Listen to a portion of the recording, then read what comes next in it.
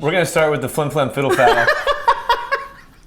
That is literally, wow, flim flam fiddle faddle. We're gonna do the choppy choppy flim flam fiddle faddle in here, and then we're gonna get into the saute brownie here. That's it. That's the language. All right, you ready? Yeah, let's do it.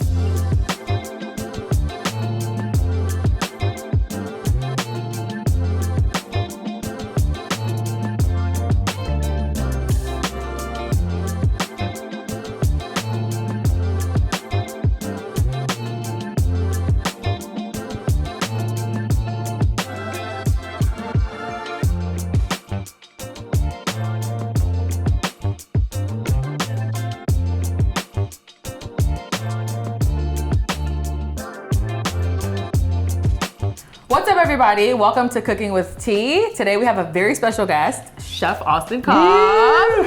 You may have seen us together on Ciao House Season 2, where we got into all the business and whipped up some amazing dishes. Guess what? It's Nona time, baby. Let's get into it. We're gonna take you back to It's Nona time, where Chef Austin made this delicious Cocoa Orecchiette. Cocoa Orecchiette.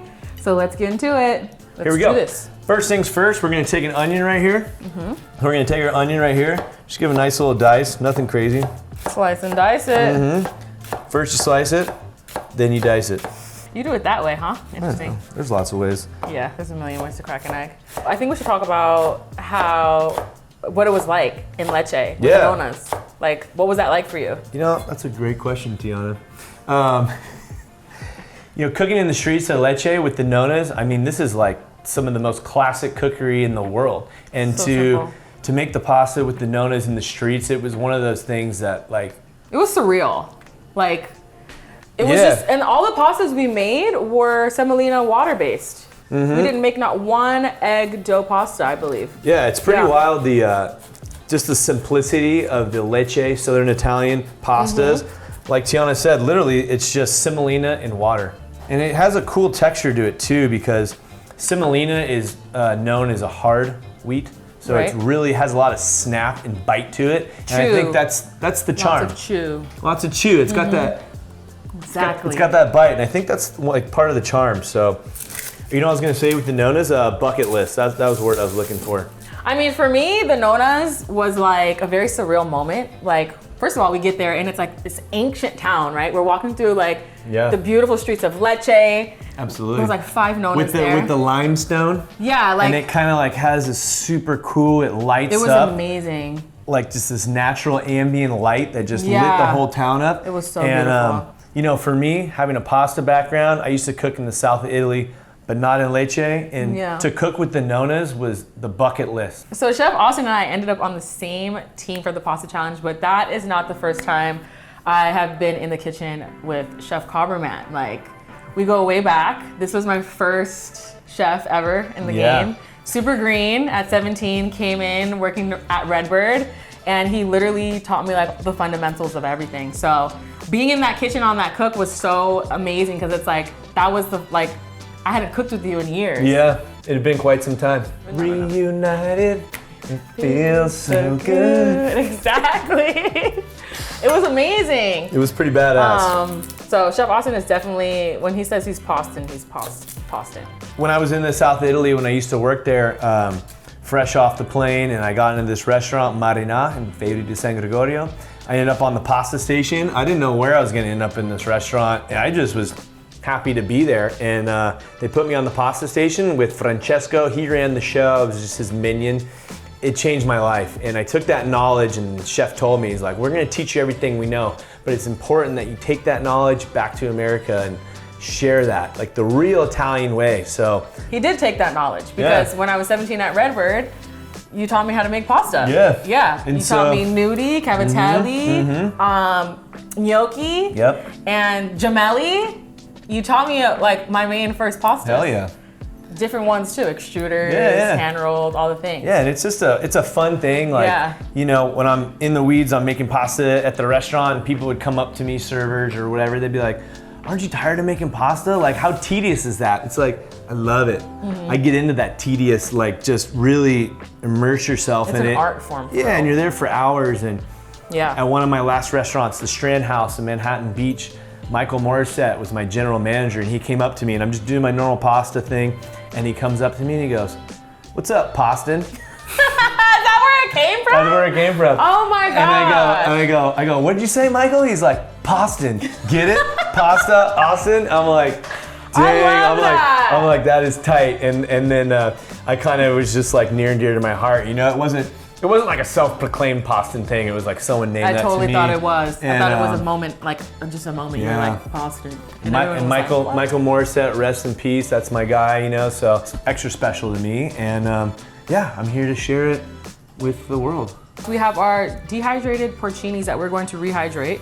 Little beef stock. Yep, little beef stock. We're doing that to build flavors. The porcini mushrooms, they need to be bloomed. It's important that you rehydrate it. It kind of brings it all together. And then the beef stock we have here with the mushrooms, we're gonna put that back in the ragu. We're all about building flavors. And this is gonna give so many umami notes. We got Absolutely. the dehydrated porcini, 100, the yep. beef stock, Yep. pork. And it's gonna play well off the cacao, which is bitter. Here we're gonna get into sauteing our onions and our garlic.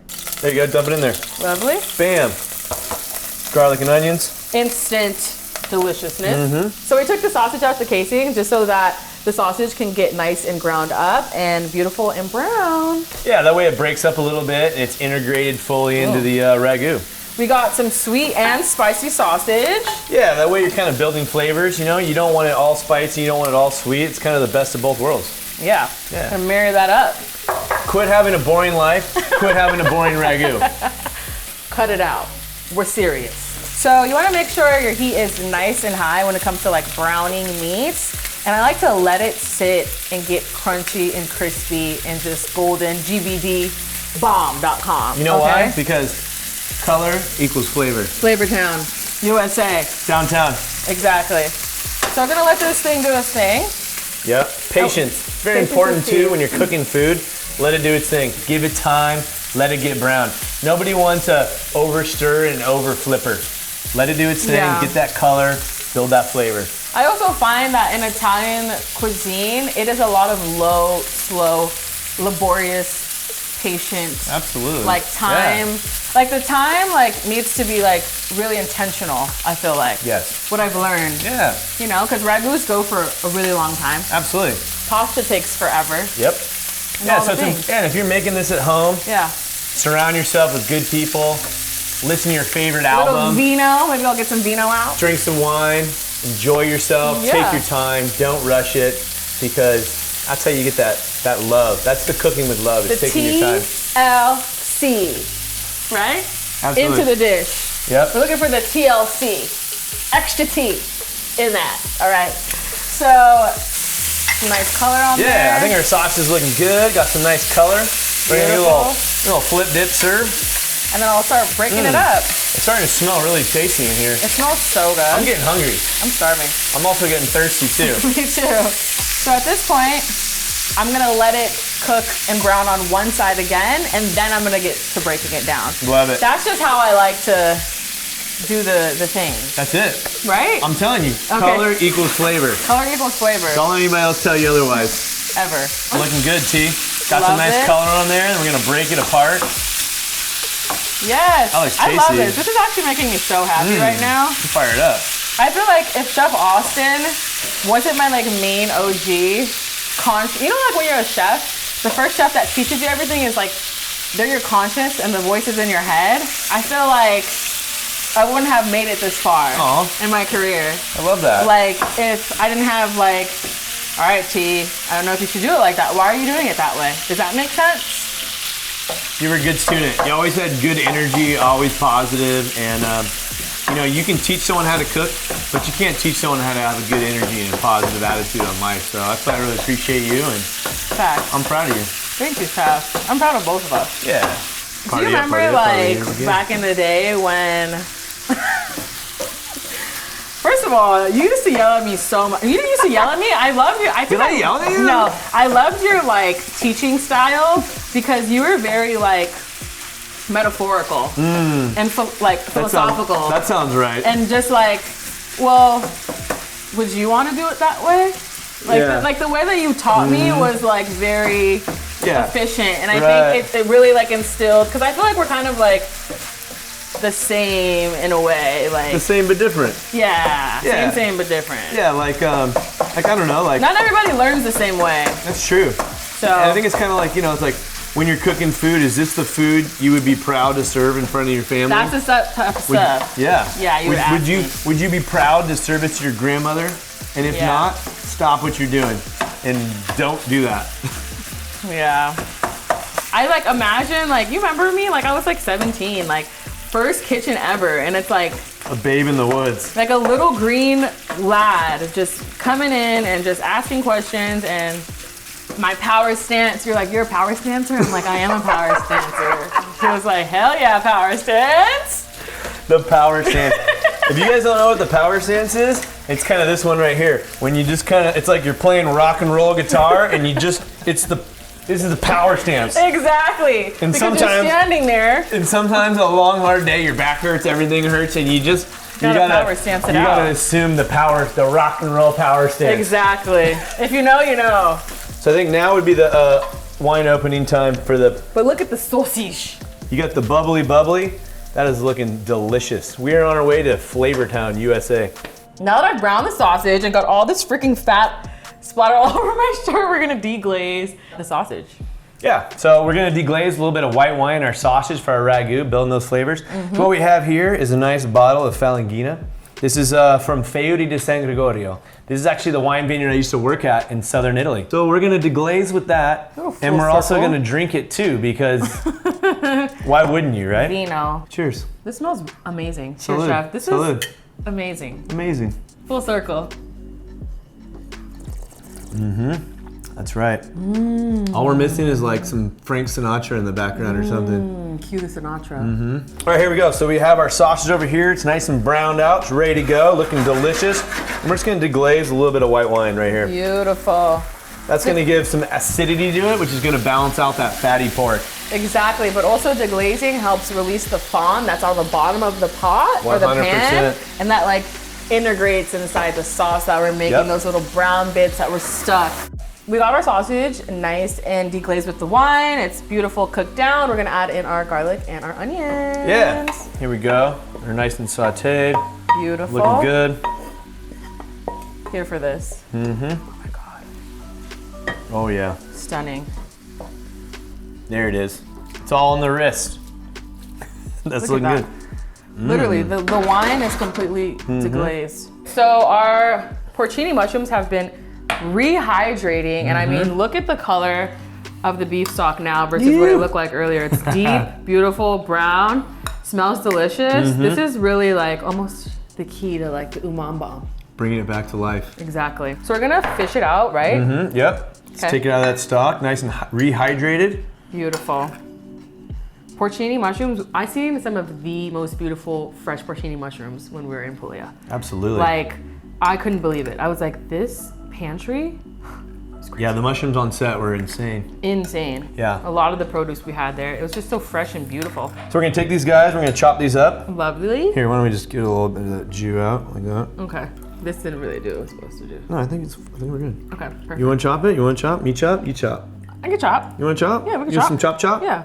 We made stellar pasta dishes. We did. For our challenge. We crushed that challenge in Yeah, general. we crushed it. I mean, we had how many people that knew how to make pasta on that team? That team was stacked. On top of that, like Me, you, Ivan, Zev. Zev, first time maker, long time listener, first time caller. Yeah, for sure. How fine you want to go on these?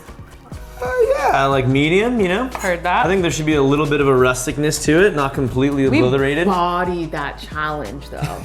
Like annihilated. And this happened the to be real the showstopper. one showstopper. This was the showstopper. Wow. It just came to me, you know, That all was those such a years of beautiful pasta making, I was like, I had it up my sleeve.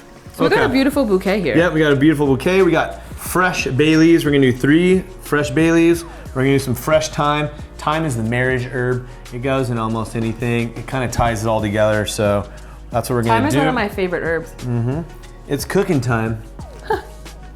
Yeah, exactly. So we're gonna take a little bit of butcher twine and we're gonna roll this guy up. Tiana, This is what we call a you know how to bouquet roll garni. it up, right, Tiana? Yes, chef. This is what we call a bouquet garni. Yep, bouquet garni. Because we want to add it and get all the flavors, but we don't want to eat it actually, so that way we can fish it out when we're done. Exactly. That looks great. This is beautiful. I mean, I would love to just like, if somebody gave me one of these as a gift, I would just hang it and I wouldn't So use cute. it. That's adorable. Right. All right, we're adding the green in. We're gonna do the porcinis. Yeah. Oh, that's looking good. Oh yeah. Lovely love. Ooh. Oh my gosh. Building every step That's right. of the way. That's right. Building. Look at that. Looks tasty. All right, let's get that stock in. I'm happy I'm learning how to make this right now. Hopefully the great. viewers are happy too. You can take this with your adventures. Yes. Do it. Yep. Kidding me? Looking great. And another technique I like to use too, if I'm making ragus, soups, stews, whatever have you. You got a little bit of Parmesan cheese in the fridge. Take the rind, cut it off, throw it in there. It just adds a little extra flavor. Major key. We're gonna turn our heat down low and slow, and we're gonna let all those flavors marry and come together. Perfect, chef. Perfect. Orecchiette time? Orecchiette time. Let's get it. So here we are. We got our semolina right here. We have our cocoa powder, cacao, right? A little bit of salt, a little bit of kosher salt, that's important, and some warm water. That's it. Super simple. So what we're gonna do is we're gonna take some of that semolina and we're gonna put that on the table. This is a great countertop for it. We're gonna make a well like that. Yep. Okay. So we're using semolina, and it's native to the region of Puglia, and it's the classic wheat that they use down there. It has a great snap. It's a hard wheat, and it's just the classic recipe. Yeah. Not so classic. We're gonna do a little bit of cacao in there. We're gonna do about 20%. No, we're not gonna overdo it. Okay. But just about like that. And what the cacao is gonna do is it's gonna give it a nice nutty flavor, and it's really gonna tie it together with the fatty pork, and it's gonna be a great flavor combination. So here we go.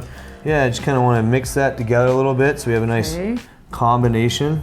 So what made you want to jump in with the cacao on the pasta challenge? Yeah, that's a great question, Tiana. What made me want to jump into the cacao in the pasta challenge was I wanted to set myself aside. I wanted to stand out. I wanted to do something really cool, really radical, something that's gonna wow the judges, you know? Right, sure. Everybody's seen just your standard OG orecchiette, but I don't know if you've ever seen cacao orecchiette. No, And no I one's wanted- doing this. Yeah, and I wasn't going home. I didn't want to I'm Boston, Yeah. for goodness sake. So I Yeah. wanted to separate myself. But I think it's also really tasty and yummy. So I just, I knew cacao in a pork ragu would work. I knew any kind of fatty ragu and cacao, I knew those two would complement each other Chef brain. on a flavor level. So that's kind of why I did it. Yeah, let's jump into it. Let's So do you have it. your semolina, you have your cacao, a little bit of kosher salt, about a pinch will do you right there. Okay. And then we're gonna take this warm water, make a well right in the middle, Lovely. okay? Okay. And then you just kind of start incorporating these two together. Kind of keep your water in the middle Yeah. as you stir, and then you just kind of add a little bit as you go. You want to keep it in the middle because you don't want it to spill around. That's right, just like But that. if it does, it's not a problem. Yeah. And you just kind of keep working it into a ball, slowly adding. You can kind of feel it tightening up. And as you feel it tighten up, you add a little bit more water like that. Keep mixing it. And pasta for me is one of those feel dishes. For sure. Yeah, you want to feel it. You want to be a part of it. It's a rhythm. It's an art form. Yeah, and right now it's a little sandy, so it can take a little bit more water, a little bit more warm water. You also made orecchiette in your first original dish I did. for the first challenge. I did, and, You know? and I was afraid it was going to be a little redundant doing it in the first challenge. Yeah. We were in the south of Italy, and I just knew, like, Yeah. orecchiette is the shape. Yeah, for sure. I love that you did that. It's starting to come together a little bit. So Tiana, Yeah. you're no stranger to pasta. No. Am I right? Right. No, you're not wrong. Where were you making pasta at? I mean, like, I didn't really make pasta on Ciao House. I didn't get that moment to do that, but I definitely have experience making pasta. I used to do the pasta program at Republique. I used to make, That's a real restaurant, busy as hell. yeah, so I was making 40, 50 orders of pasta a day. And then on top of that, I'm doing it in the middle of brunch service in the bakery. So like all the guests that are eating brunch are like, oh, what are you making? And I'm like, I'm making the pasta fresh. So yeah, I have some experience making pasta for sure. I had that in the tuck. So when I saw the cacao, I was like, I love this. I had never seen a cacao pasta before. So how's this texture feeling? Oh yeah, you're gonna need that some more. I need a little more. Yeah, you want that. The gluten needs to boom, bada boom. Yeah, it's important too when you're kneading your pasta to create those glutens. And that's what gives it that snap and that bite when you're eating it. That bounce. You want to get to the point where when we put our finger in it, there's an indentation that kind of pushes back. Yeah, exactly. And that's how you know the pasta's also gonna like have that toothy, bomb, delicious texture when you're eating it. Oh, it's almost there. I think you can eat it, yeah. A few more times, right? Okay. Get in there. Yeah, might as well. Get in there, Chef T. Yeah, it's so crazy. I didn't make pasta not one time, but I had so many recipes. I actually had your nudie recipe in there. And you know what I was thinking for And the your nudie? gemelli recipe. I wanted to bust out the nudie, but it's a 2-day pasta. You know what's crazy? My first pocket brain. Do you remember you taught me about the brain? You'd be like, "Where's your brain at?" Like sometimes the chef would come up to me and be like, "Where's your brain?" I'll be like, "What is that?" And you're like, your notebook or whatever. Yeah. When you have something. You're like, because he would teach me so much. You taught me so many things. And it came to the point where you're like, "Where's your brain?" Because like you were teaching me, but like I wasn't writing it down. Right. So I went home. And I have it literally, it's like in there. I love that. I have like the nudie, I have Nice. like the gemelli. Yeah. I have all of the gnocchi recipe. And now you have these recipes for life. And and I still have my one from Italy when I worked at Feudo di San Gregorio. I still have that book. I still go back and I reference those recipes, and they're just in a little tiny notebook that fits in the back of your pocket because, and I told you to do that out of selfish reasons because I didn't want to keep telling you the same recipe every day. But not even just that, like that's just standard. Yeah, standard. And any restaurant I went to after that, I always had my brain. And then the chef would be like, "Oh, she's got a notebook. Okay, good. You taught me patience. You taught me a lot of things. You taught me patience, and yeah. How's that pasta look? That looks pretty beautiful. That looks good right there. My beautiful Boom. little. Should we get the shot for the camera right there? Yeah. Look at that. Do it. Show them. Look at that. Boom. And it has that nice bounce back. It looks great. I think we have the right amount of water and semolina. I think that's looking pretty darn good. So what we want to do is we want to let this pasta rest for like 10 minutes. So what we want to do is take a damp towel and put it inside of that. That way it doesn't dry out on us and all that business comes together. Beautiful. It's gonna take a nap. So we're gonna, Tiana's gonna take a nap. It's gonna take a nap. Yep. Oh, it's gonna take a nap. Yeah. The pasta's gonna take a nap. Good. I was afraid you're gonna leave me on my own. Pasta's gonna take a nap right there. Yeah. Nice, damp, kind of warm towel. Let that chill. Take a break. Have a glass of wine. Put on your favorite record. Let your hair down. Exactly. And we'll get back at it. Exactly. Boom. When I'm doing parsley too, I don't like to hammer it and just obliterate it. I like to roll it up as tight as I can. Sharp knife always. Sharp knife. And I'd like to give it a chiffonade and go over it one time. Because if you keep hitting it, you end up bruising your herbs and you kind of lose that herbaceousness. Yeah. And it's almost like you're going in the same place every time. For sure. Beautiful. Stunning work, chef. Stunning. You've definitely done this before. You've definitely done this. I mean. Come on now. What? The board isn't green. That's a sign of a sharp knife. We have our bench scraper here. My favorite kitchen tool, by the way. Bench scrapers are my favorite because this is literally like an extension of you. And it's like, you get in there, you scrape the things up, you can cut pasta with this, you can shape biscuits with this, you can do everything with this. We have all our mise en place laid out. We have our sheet tray, lightly dusted with a little bit of semolina. Our beautiful pasta has rested in a damp towel. It's looking pretty good right there. It looks like a nice dough pasta, right? How's the bounce? Beautiful. She bouncy? Oh, she's rested. Okay, she's cool. ready. She'll take a nap. So I like to take a little bit of that off with my bench scraper. Oui. Like that, ever so slightly. Put that, set it aside. And I like to roll this like a snake, almost like you're making gnocchi. And you kind of work it with your hands from the inside out. Oui. The texture of this dough right here is almost like Play-Doh. I think that's a pretty good analogy. A little Play-Doh right there, not too wet, not too dry. I think for me, I'm gonna roll you out. Tell me, you're gonna get me all teed up? Yes, chef. Tee me up. I think for me, when rolling these out, I think the key to doing it is making sure you're starting in the middle and working your way out. Absolutely. Instead of, the other way around, so that it's 100%, even. yep. You're pulling out. Yep. You're going down and you're pulling out and you're using your fingers. Exactly, yeah. It's kind of like all stretched out like that. Okay, I think that looks good. So you're looking at like the diameter of My pinky. Oh, you're a pinky. I don't know how big your pinky is. pinky's Is that way like your smaller is that than like your yours. pointer finger? How about a 1/4 inch diameter? Yep. Does that look right to you? Tootsie Roll. Tootsie Roll, exactly. Okay, so then you have your snake kind of thing laid out like that. And then what you want to do is you want to take your bench scraper and make them into little cylindrical, even with the diameter and the width. So you kind of go like that, tuck in your nails like that. Sweet. Beautiful. Okay. Okay. And then once you have these all laid out, what you want to do is you want to take your knife like this. And what you want to do is just use like any old-fashioned knife that you use for butter or a table knife. You want to take the cylindrical side on the top, and you want to drag it on the wooden cutting board. It's important to use the wood. Wooden cutting board, major key. The wood's going to create the texture on it that's going to grab the sauce, and also the little teeth right there on the knife are also going to grab the sauce. Okay. So it's kind of a feel thing. You want to put it on the cutting board, and you want to drag it like that. Okay, and then once you drag it, you have this little hot dog looking bun, and then what you do is you turn them inside out. It's almost like an inverted cavatelli. It's kind of like an inverted cavatelli. So, and then you bust it inside out like that on your thumb, and then voila, there's your orecchiette. And then that's it. And then just like I said, put on your favorite record. Put on your power stance. Put your power stance in. Assume the power position. Get busy. And then you kind of put it like that. And then you just lay them out in your sheet tray.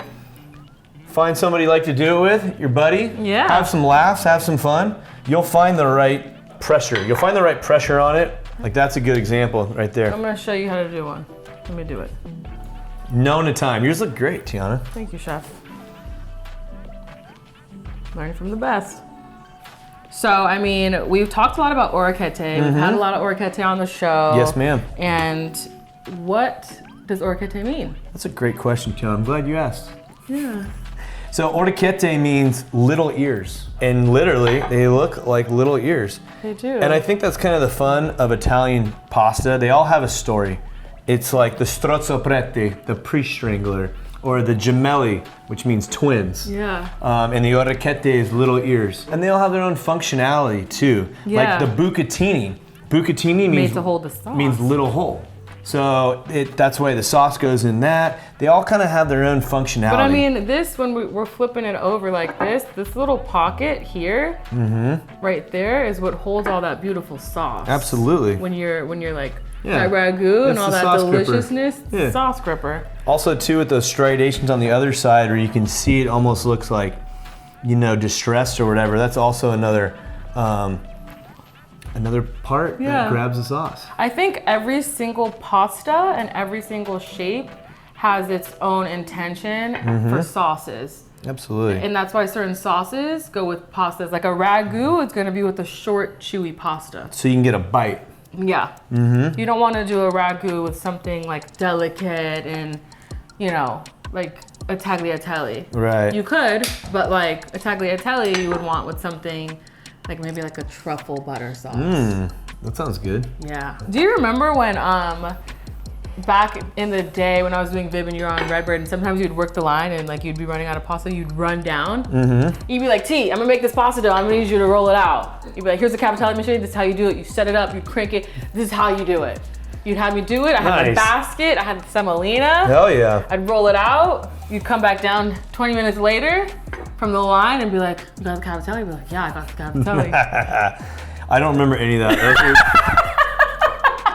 But that's what I remember. It sounds like something I would do. Yeah, like Those you would are- run down from the line and just be like, Those are some pretty. I need you to help me. Those are some blackout days. So busy. Like those are some of the gnarliest days I've ever worked in my life, and it was cool. We shared those times together. I know. Redbird was a busy restaurant. Yeah. I was executive sous chef at Redbird at the time. Yeah. And then shortly after that, I became executive chef at the Strand House. So I was on a whole different part of my life than you were, which was I know. kind of rad. And I feel like now we're Look kind of at us all catching up together. Yeah. You know? That's a vibe. Yeah. The universe is interesting. These orecchiette are looking really good, Tiana. Yo, I make pasta. Like I'm that girl. Like You are that girl. cook. I'm gonna roll them out, and who wants to roll? I'll roll these out Tootsie Roll style, and then You're getting a little big on those. Yes, chef. Those are bigger. Sorry. That's your example. Yes, chef. Oh my gosh. Do you remember when you used to do that to me? That's what I do. No. Do you remember you used to come to my cutting board and like you'd be like, "This is how you dice it," and then like one time I took your example piece and I put it in with like the major work, and, and you came back and you were like, "Where's the example that I left you, chef?" And I was like, "It's in there." You're like, "Well, what are you using to go off of everything else?" And I'm like, and you're like, important life lessons. You're like, no. You're like, always keep the example. Keep the example. That way we're all on the same page, making uniform everything, you know? That's good. Yep, perfect. That's hilarious. Where's your example? Where's my example? You'd be like, and then ever since then, I asked you every time, can I see an example? Can I see an Yes, and you know what? That's great, right? Gets everybody on the same page. Because after that, I would start doing stuff without asking you. And you'd be like, freak. Well, how do you know what you're doing? Freak. You would come over here and be freaked out. Ah, wow, full circle. Mm-hmm. Literally. What is so insane is that, for one, like, you have literally taught me a lot. You're like my chef, you know, my OG. And then like seeing that we like were on the same show together, it was just very like, wow, like serendipitous. Fully a full circle. Yeah, I knew that like the universe was like, it's time. How did you feel like getting to the villa, like living there with all the people? Like, what was that experience like for you? Yeah, that's a great question. You know, it was really bizarre because it's not my everyday life, you know? So getting there to the villa, all living together in tight quarters, I'm the type of person who needs space. Me too. To do my thing. Decompress. Like after a long day, I need to like be by myself. I need to chill. And there was no time for that. That was probably my hardest challenge. That was the hardest thing. Yeah. That was the hardest thing. You couldn't decompress. You couldn't get away from people. And I think it added to just the stress and the, you know. Because there's another element now. Yeah, it was the other element. It's like not only do we compete against each other, we're living together. Yeah, that was probably my hardest challenge. What was yours? That too. I actually just did an interview the other day, and that was what I said. It's because it's not only do we get to know each other, right? You know, that could be beneficial or detrimental. Because it's like you get to know somebody, and then you have a personal opinion about them, and then all of a sudden it's like, How did you feel about your fellow contestants on the show? You know, I ended up really building some really solid relationships from the show. Maria. Oh, nice. Is Maria your best friend? I love Maria. I love Maria. Yeah, like Maria. Mama Juana? Yeah, Mama Juana. Cafe Mama Juana. I love her. Really like her. She's a sweet, funky, cute, spunky energy. We came in the villa together. Same car, same boom bam, and everything. See, you guys were kind of tight from the get-go. And you know, to be honest with you, I would have not been as grounded and well if you weren't there. Like that familiar, like face. Yeah. Like knowing, like, all right, I got somebody that like I know. I felt the same way. Like, in your energy is really fun, lighthearted, and you have a beautiful smile. Thank you, Chef. And when you were there, it took like the pressure off me. You know, when I could look at Tiana and be like, yo, we're in this together. Like this is a really hard situation to be in. It's spiritually, like spiritual turmoil. It was like it was like a part of home was there, and you really let me relax and be myself. So I'm gonna give you some credit for my success on that show. I love that. A question about this. Tell me, talk to me. What's up, Chef? Yes, ma'am. You made orecchiette in 2 challenges on the show. Right. I know we're doing it at a pretty solid pace right now, but you were like. I look over and you're like, like orecchiette's coming out. Like, how is that like? Even when the Nonas did it, they were very. Yeah, they were taking their time. They're chilling. How like this is something you have to really like push out. I was definitely busting my hump on all that. You know, that was like before I was on the show. It was a recurring nightmare I'd have all the time. What? Like cooking in a competition, the clock's going down. You're like.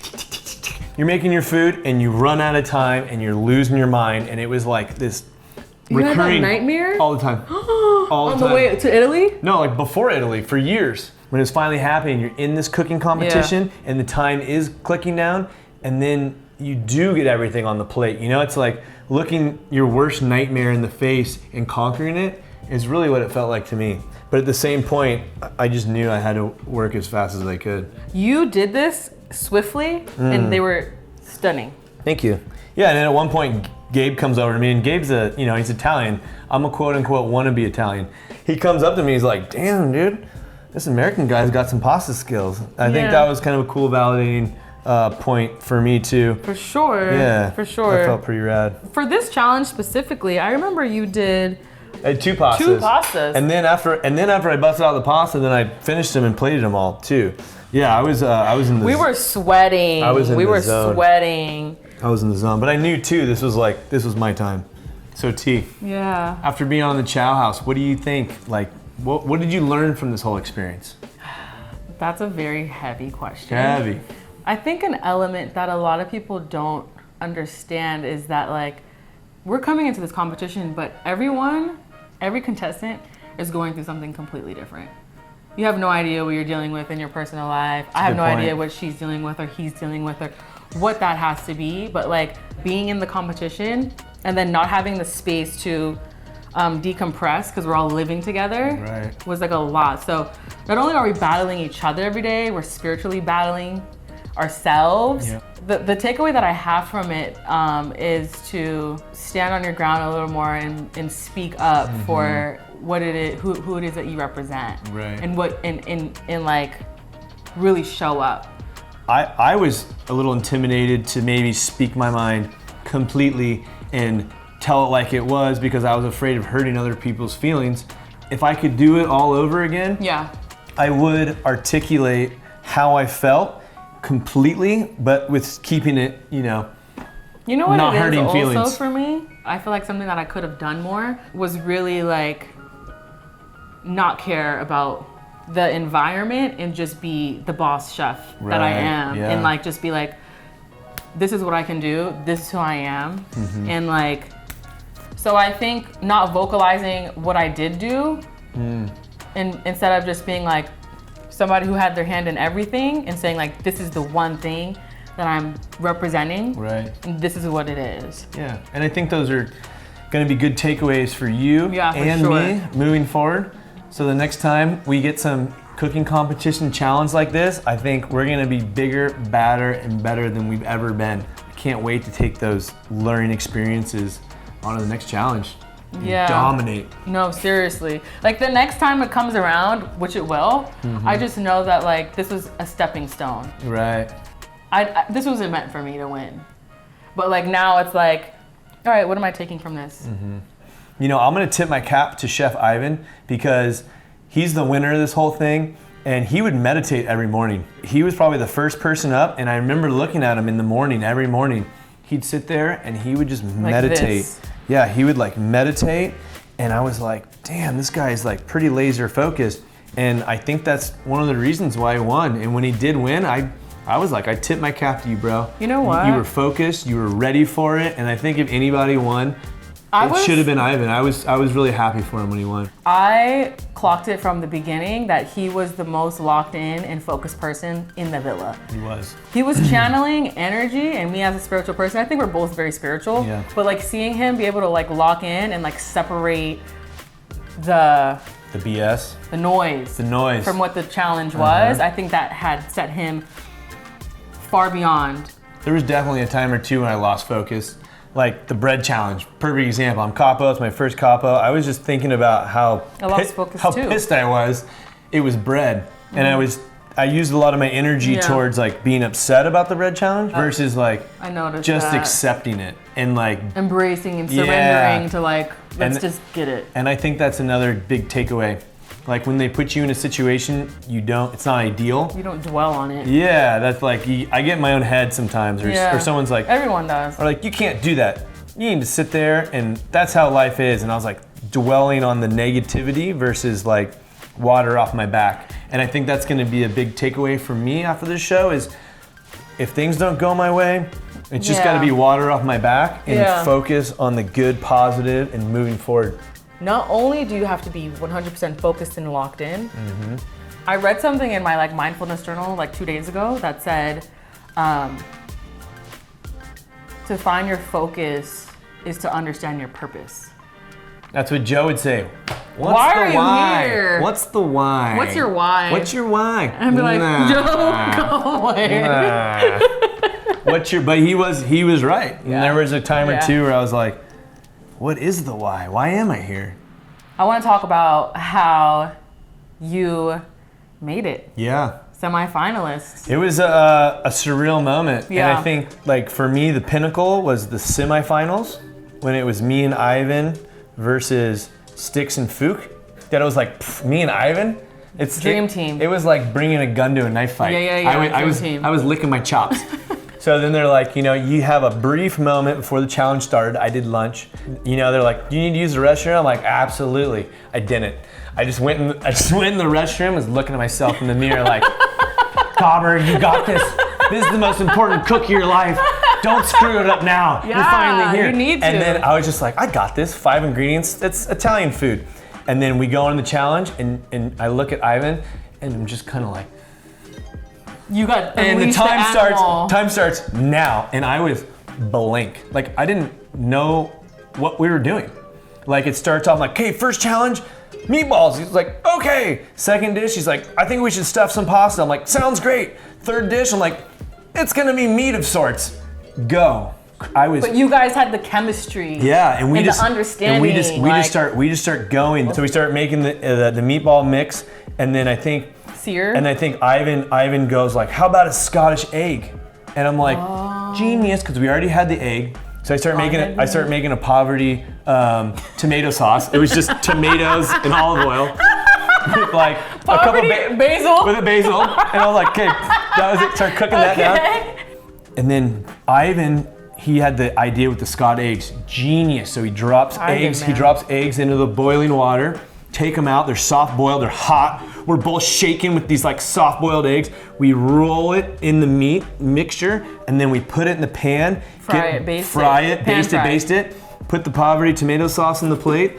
Cut the Scottish egg, and my hands are like shaking. And I had my serrated knife, and I go to cut it, and and it opens up, and I'm just like, oh my god. Oh my god, it came together. And it's the first course. You had to get out in like 20 minutes. Oh, it was like that again. Coursed out, 20, boom, bam. Yeah, and then so I put the Scotch egg on the tomato sauce. I bring it out, and just getting one dish out was such like a relief. Such like a, okay, if we can do that, that sounds groovy. Then the judges are like, ooh, that looks pretty good. I'm like, yes. And I come back in the kitchen, and Ivan's just doing the raviolo by himself. Beautiful. Makes a big raviolo and just does like a butter, like a beurre monté with more squash blossoms. Beautiful. And I'm like, bro, that is it. That is awesome. While he's doing that, beautiful cookery. While he's doing that, I was like, okay, the steak dish, I gotta focus on that. And so I'm getting that ready. I present Ivan's dish, boom. The judges are like, oh my God, raviolo, we're waiting for a raviolo, bam. Period. And then I come back and I finish the other dish, go to plate up, had the braised leek right there, took the skirt steak, sliced it into things like that, took the leek powder, garnished it like that, and I took the dried, the aged balsamic,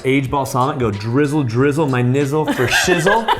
And then I go out there and I present it, and I let out like a belly roar. Like, yeah, it was just like that. And I go out there and I present the dish, and Alex goes, we knew dinner was ready because I could hear you guys freaking out in the kitchen. And Gabe starts eating the dish, and he's just like, this is it. This is the dish we were waiting for the whole time. And like, my heart was so full at that moment in life. Like, I just felt like just not knowing what you're doing in the beginning of the cook to come up with a great meal. It was a magical moment for Chef Cobber. And then Fook and Sticks did their thing, and they did a great job too. But in my heart of hearts, I knew we won, and we did. Yeah. And we went to the final. So it was me and Ivan went to the final, and I was screaming. It was when wild. I heard that you were a semi-finalist. It was. I was like, let's go! Like, I was just so excited because I felt like we were almost kind of like an extension of each other in a way. Rooting for each other. I felt like I was like, we're fans. I was like, I won. Like, I was like, I fucking won. Just you being there, like feeling like that you made it to semi-finalists was like, it made me so happy. I was like, the two people that really I felt like deserved to be at the end were at the end. Which was nice. It was a cool moment, and just another feather in the cap. Anyway, so I didn't win the whole thing, but dude, like second place is, I got a lot honestly, of, like that's cool. a major Cool. accomplishment to be cool. like right there. Right. Semi-finalist is great. And I was stoked on the dishes I made some amazing dishes like the Cocoa Orecchiette. I'd never made that dish before, so it was really cool to like make the bread pasta we never made before. So many new things happen. Yeah, I think it was a really cool, great excited experience. About this pasta though. I'm getting hungry. Should we pop it in the water? Yeah, you ready? Yeah, let's do it. Okay, we got our water boiling over here. It's very important you salt your water. Major key. Yeah, because that's how you season your pasta. Benchy. You ready? Yep. Action. Boom. Yeah, and you want to be very gentle with your pasta. You spend all that time making it. You want to respect it all the way into the pot. Through and through, respect. Respect it. Boom. Beautiful work. Our little ears. Beautiful work. Yep, and then once it's in there, got a nice rolling boil. You want to give it a nice stir. Yeah, and let that go until it's done. Amazing. What we're looking for as far as doneness is a nice al dente snap to it. You shouldn't have your pasta mushy. It should have a nice al dente snap, like that. Especially since we use the durum wheat flour, it should be a hard wheat that has a nice snap and texture to it. We got our sausage ragu here. It's looking good. We got our bouquet, extracted all the flavors. We're gonna fish that out because we're not gonna consume that, but it's got a lot of flavor in it. Our ragu's looking great. We'll transfer it into a saucepan. The orecchiette looks fabulous too, perfectly cooked, nice and al dente. Yum, yum, yum. We're coming out of the water. Oh. It's very important too that you want to toss it in the sauce. Something I learned how to do. Beautiful work, chef. Probably good right there, huh? You got it? I can do it. Nice, look at that. I could do more pasta. Do you have more? A little bit more. Put that parm rind in there. Oh yeah, I got a parm rind. Oh yeah, you're like, we're Yo, I eating it used all. to do like 2 of these size pans. Like a beast. Double time. Then we got that parm rind in there that we put in earlier. We're gonna fish that out because it's like an essence, but we don't want to eat it. We're gonna toss it. Okay, very important when you're cooking your pasta, you want to add some pasta water. Those starches. Why is that? Because it's got a little starchy goodness. Yeah. And you can also get the desired consistency you want. Also that salty water. And it's salty water, yeah, we're seasoning it. All right, T, I think we're gonna use a little bit of butter in here too. Yes, chef. Why? Because butter makes everything better. Not only that, but when we add this butter into this liquid, it's gonna make an emulsification with the air when we're tossing it. Which is going to help coat the pasta and give it this rich, decadent unctuousness. I like unctuousness. Me too. All right. What about a little grated cheese too? Yes, chef. Want to do parm? Yeah, let's keep it parm. Looks good. Parm is also gonna help make the sauce a lot thicker. Yep. It's gonna add for a nice texture, gooey, delicious saltiness. That's why we don't want to add too much salt. Right. Right? Because it's salt at the end too. You can always add salt, but you can't take it away.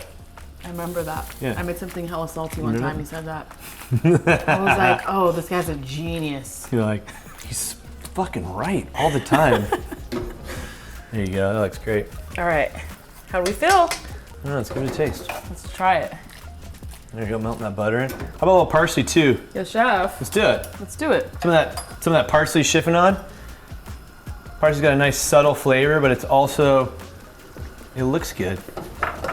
And Italians put herbs in everything, so we're gonna herb it up. Gabe would be proud. It's all brown, and like now it adds that nice elevated color to it. All right, it's looking pretty good right there. This looks delicious. Dang. Yum! Guess what we're plating in, chef? What are we plating in? Oh, I love that. Oh, those are Ciao House plates, huh? This is the first orecchiette bowl you used for your, No way. for your first dish. Really? How did you know that? Because I've seen it on TV. This is what you use for your My orecchiette con cibi di when you're like, the business is in here. This was the bowl you used. I love that. Yeah. All right, here we go. Let's plate up. You guys ready to plate up? All right, so it's all about plating with purpose, right? Let's do it. All right, here a beautiful ragu. Look at that. The little ears. Oh my God. I mean, this is real cooking. There you go. That looks good right there. Oh, Show I'm a a little, cheesy show a girl. little leg. Show a little leg. Heard, chef. Yeah, chef. Sorry, I'm such a... Perfect, look at that. That's great. All right, I'm just gonna do a little bit of parsley, just to kind of give it some more color. Damn, that looks pretty tasty, huh? That looks delicious. That was bomb. That's capo food right there. That's capo energy. Yep. All right, y'all. So we just whipped up this amazing dish, and now we're about to do a little tasty test. Yeah, get in there. Out of all the love that went into this, like what? Right? Okay. That's pretty easy, right? Yeah. Nothing crazy. What do you think? How is that? This is so good. Mm-hmm. This literally transported me back. It's got that texture. It's addicting. I just want to keep going back in it for like that snap. And that cacao gives it that nutty note that really complements the fatty pork. And the porcini mushrooms give it like a nice kind of funk, a little funky umami. I thought it's a nice, I think this is just so well-rounded. Like the way that this orecchiette is coated with the sauce, it's so freaking delicious. I understand why. That's a real showstopper. Hey Tiana. Yes, chef. Quit having a boring life. Quit having a boring pasta. Quit having a boring life. Quit having a boring pasta. I hope you guys enjoyed this amazing cacao orecchiette that was featured on Ciao House Season 2. Seen it here first. I tell you what, here's your challenge at home. I want you guys, check the recipe below, make it yourself. Let me see your dishes. Send it in and we want to see it. Hashtag Chef Austin Cobb, Chef Tiana G, hashtag cookinwithtee, and hashtag Ciao House Season 2. And until next time, peace, love, and blessings. Austin, peacing out. Exactly.